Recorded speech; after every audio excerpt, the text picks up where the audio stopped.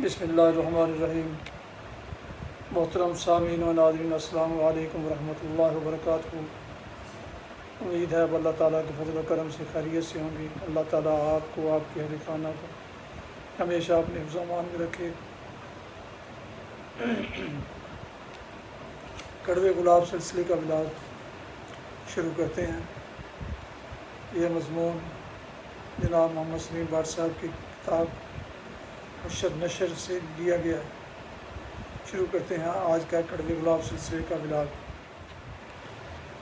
عنوان ہے مٹی کا کھلونا بھی اسے میسر نہیں آیا۔ وزیر خزانہ اسحاق ڈار نے 2 گھنٹے کے طولانی خطاب میں 2014 کا وفاقی بجٹ پیش کر دیا۔ دہشت گردی، مہنگائی، لوڈ شیڈنگ کے عذاب نے عوام کو اپنے شکنجے میں جکڑ رکھا ہے۔ اوپر سے گیس کے بل، بجلی کے بل، پانی کے بل سے عوام بالبلا اٹھ گئے۔ جب ملک کی مجموعی آبادی کا محض 1% ٹیکس ادا کرے گا تو پھر گنجی نہائے گی کیا اور نچوڑے گی کیا؟ وزیر خزانہ نے گزشتہ برس وعدہ کیا تھا کہ 1 لاکھ نئے ٹیکس نادہندگان سے ٹیکس وصول کیا جائے گا، لیکن محض 10,000 ٹیکس نادہندگان کو ٹیکس نیٹ میں لایا جا سکا۔ 32 لاکھ ٹیکس نادہندگان کی فہرست FBR کے پاس موجود ہے، لیکن stock exchange, real estate, Liberty market اور ہال روڈ کے دکانداروں پر ٹیکس لگانے کی سیاسی جرأت کیا موجودہ حکمران پیدا کر سکیں گے؟ ہرگز نہیں، کیونکہ تجارتی طبقہ ہی ان کا بینک روٹ ہے، اور سیانے کہتے ہیں بھینسوں کا دودھ دھونے کے لیے کٹوں یعنی بھینس کے صاحبزادے کو خوش رکھنا ضروری ہوتا ہے۔ مسلم لیگ نون کو دکانداروں کی جماعت کہا جاتا ہے، اور دکاندار ہر معاملے میں اپنے منافع کو مقدم رکھتا ہے۔ اس طرز اول کو شاعر نے کچھ یوں بیان کیا ہے: یہی انداز تجارت ہے تو کل کا تاجر برف کی باٹ لیے دھوپ میں بیٹھا ہوگا۔ ٹیکس وصول کرنے کے لیے ریاست کے پاس اخلاقی طاقت ہونی چاہیے۔ جب ملک کے وزیر خزانہ دبئی کے 5 ستارہ برج الخلیفہ ہوٹل میں اپنی صاحبزادی کے نکاح پر کروڑوں خرچ کر ڈالیں گے تو پھر دوسروں سے ٹیکس کیسے وصول کر پائیں گے؟ مجبوریوں، مصلحتوں کی ماری کمزور کرپٹ حکومتیں کیا ماضی میں بے نظیر بھٹو سے ٹیکس وصول کر سکی تھیں، جن کی تیسری انگلی کی صرف ایک انگوٹھی $1 لاکھ اور جن کے نیکلس کی قیمت 1 لاکھ پاؤنڈ تھی، آصف زرداری سے ٹیکس وصول کر سکی، جس کے استبل میں 60 لاکھ کے ارجنٹائنی گھوڑے، 10 لاکھ کے اونٹ، 4 لاکھ کے کتے اور 40 ہزار کی بھیڑیں تھیں؟ مرحوم اکبر بھٹی سے ٹیکس وصول کر پائی، جن کے ذاتی باڈی گارڈز کی تعداد 250 تھی، لیکن انکم ٹیکس 0۔ سردار فاروق احمد لغاری سے ٹیکس وصول کر پائی، جو مہران بینک خالی کر دیتے اور چوٹی میں کروڑوں کا ایوان صدر تعمیر کرتے۔ فیصل صالح حیات سے ٹیکس وصول کر پائی، جن کے مرید ہر سال کروڑوں روپے چڑھا دیتے ہیں، لیکن انکم ٹیکس 0۔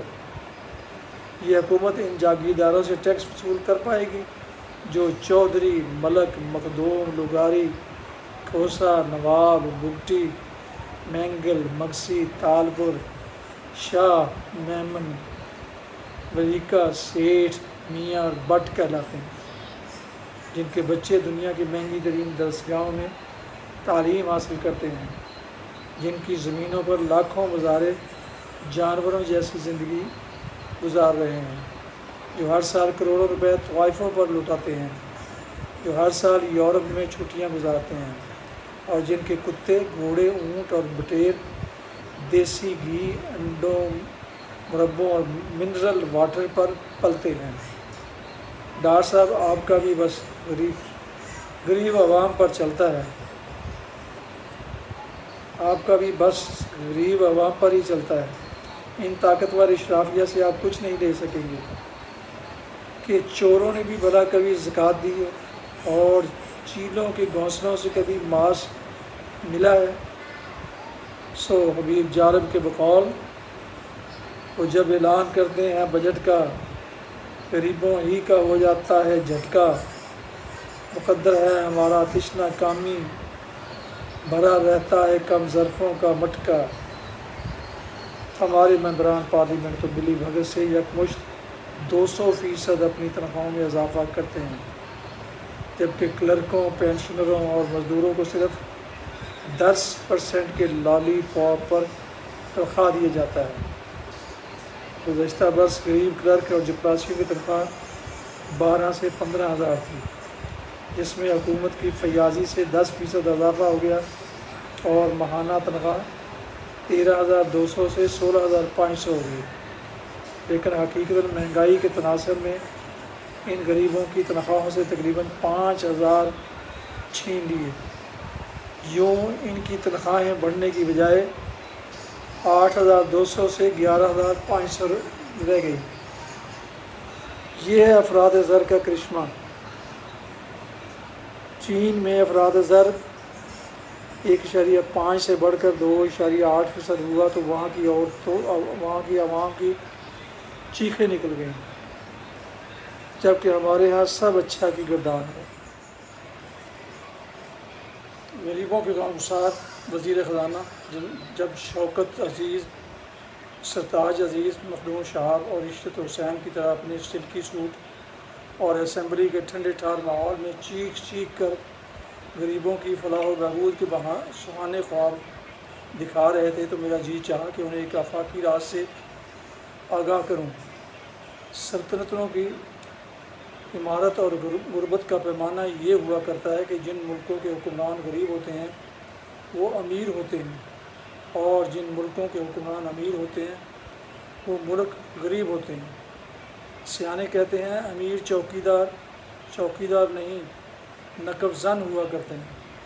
حکمران وہی زندہ رہتے ہیں جو مظلوموں کے آنسو پونچھتے ہیں، اور تاریخ صرف اور صرف ان قبروں پر رکتی ہے جہاں انسانوں کے نجات دہندہ سوئے ہوتے ہیں۔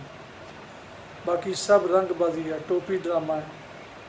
اشوک اعظم کے پاس 7 لاکھ فوج، 10,000 جنگی رتھ اور 9,000 جنگی تربیت یافتہ ہاتھی تھے، لیکن اس نے ایک ہی حکم نامے سے یہ ساری طاقت بے روزگار کر دی۔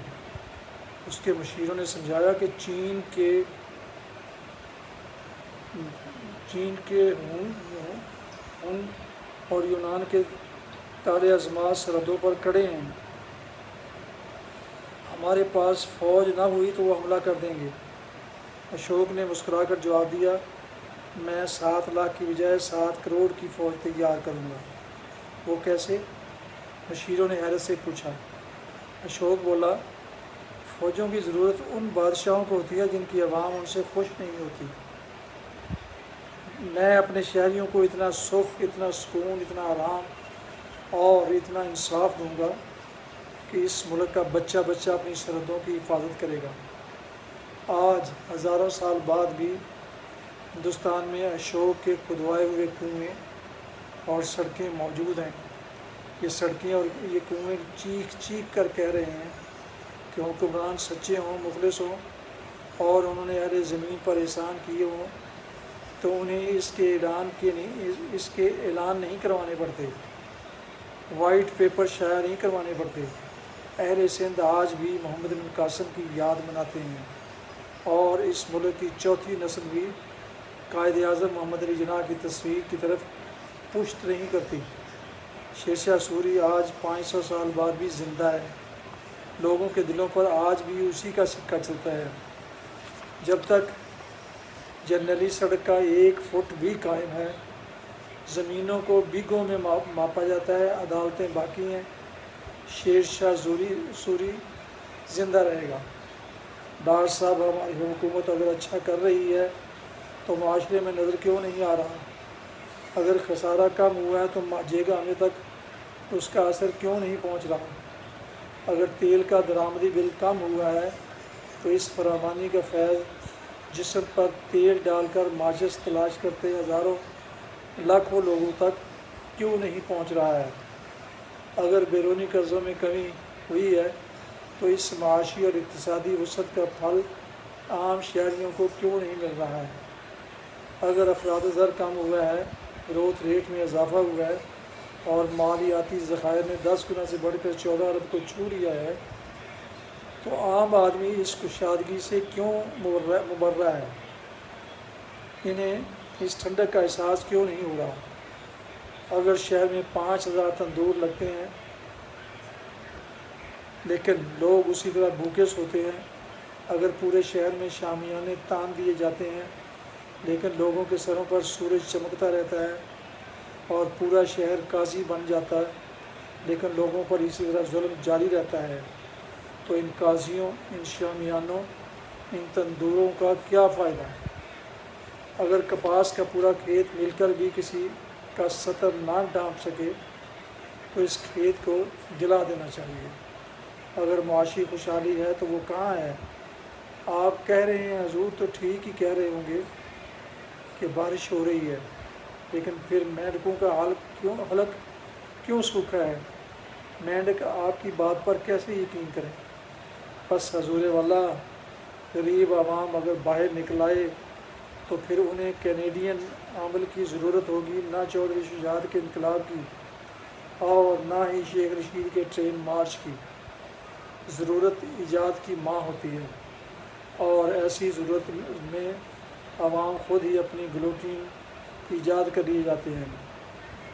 سو ڈریں اس وقت سے جب مزدور شاعر علی مظاہر اشرف کو اپنے بیٹے کے لیے یہ شعر کہنا پڑا: مٹی کا کھلونا بھی اسے میسر نہیں آیا، میں اس کی خوشی دے کر کبھی گھر نہیں آیا۔ ناظرین و سامعین محترم، یہ تھا آج کا کڑوے گلاب سلسلے کا وداع۔ عنوان تھا مٹی کا کھلونا بھی اسے میسر نہیں آیا، جسے جناب محمد سلیم بٹ صاحب کی تصنیف حشر نشر سے لیا گیا۔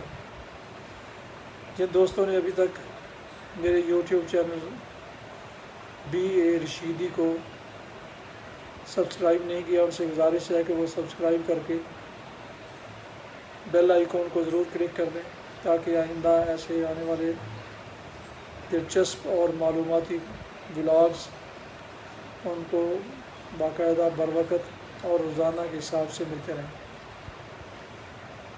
مناسب سمجھے تو دوستوں سے شیئر بھی کر لیں اور لائک کر کے اور کمنٹس میں اپنے خیالات کا اظہار بھی فرما لیں۔ اللہ تعالیٰ آپ کا حامی و ناصر ہو۔ اللہ تعالیٰ آپ کو، آپ کے اہل خانہ کو، آپ کے بچوں کو ہمیشہ اپنی حفظ و امان میں رکھے، آمین۔ اپنا بہت خیال رکھیے، دعا میں وطن پاک اور افواج پاکستان دوستوں اور مجھے بھی ضرور یاد رکھیے۔ اللہ تعالیٰ آپ کو جزا دے گا۔ السلام علیکم ورحمۃ اللہ۔ پاکستان زندہ باد۔